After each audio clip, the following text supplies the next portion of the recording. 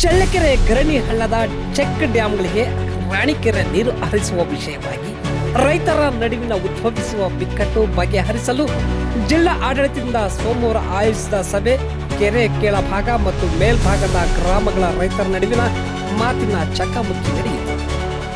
ನಗರದ ತಾಲೂಕು ಕಚೇರಿ ಸಭಾಂಗಣದಲ್ಲಿ ಎಸಿ ಕಾಂತರಾಜ್ ಅಧ್ಯಕ್ಷತೆಯಲ್ಲಿ ಆಯೋಜಿಸಿದ ರೈತರ ಸಭೆಯಲ್ಲಿ ನೀರು ಹರಿಸುವ ವಿಷಯವಾಗಿ ರೈತರ ನಡುವಿನ ವಾಗ್ವಾದ ನಡೆದು ಅಧಿಕಾರಿಗಳು ಕ್ಷಣ ಕಾಲ ಅಸಹಾಯಕರಾಗಿ ನೋಡಬೇಕಾಯಿತು. ಕೊನೆಗೆ ಪೊಲೀಸರು ಮಧ್ಯ ಪ್ರವೇಶಿಸಿ ರೈತರನ್ನ ಸಮಾಧಾನಗೊಳಿಸಿ ಸಭೆ ನಡೆಸಲು ಅನುವು ಮಾಡಿಕೊಟ್ಟರು.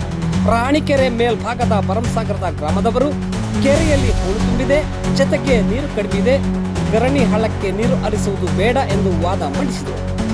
ಕೆರೆ ಕೆಳಭಾಗದ ಮಿರಸಾಬೆಹಳ್ಳಿ, ಕರಿಕೆರೆ, ಇಡಪನಕುಂಟೆ, ವಿಶ್ವೇಶ್ವರಪುರ ಗ್ರಾಮದ ರೈತರು ನಾವು ಜಮೀನಿಗೆ ನೀರು ಕೇಳ್ತೀವಿ, ಪ್ರಾಣಿ ಪಕ್ಷಿಗಳಿಗೆ ಕುಡಿಯಲು ಕೆರೆಯಲ್ಲಿ ಒಂದು ಹನಿ ನೀರು ಬಿಡುವಂತೆ ಮನವಿ ಮಾಡಿದ್ದೇವೆ ಎಂದರು.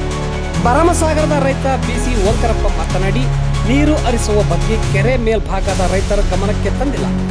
8 ಅಡಿ ಹೂಳಿರುವ ಕಾರಣ ನೀರು ಕಡಿಮೆ ಇದ್ದು ಕೆರೆ ತುಂಬಿದ ಬಳಿಕ ಚೆಕ್ ಡ್ಯಾಂಗಳಿಗೆ ನೀರು ಹರಿಸಿ ಈಗ ಗರಣಿ ಹಳ್ಳದ ಚೆಕ್ ಡ್ಯಾಂನ ನೀರು ಹರಿಸುವ ಆದೇಶ ರದ್ದುಪಡಿಸಬೇಕು ಎಂದು ಆಗ್ರಹಿಸಿದರು.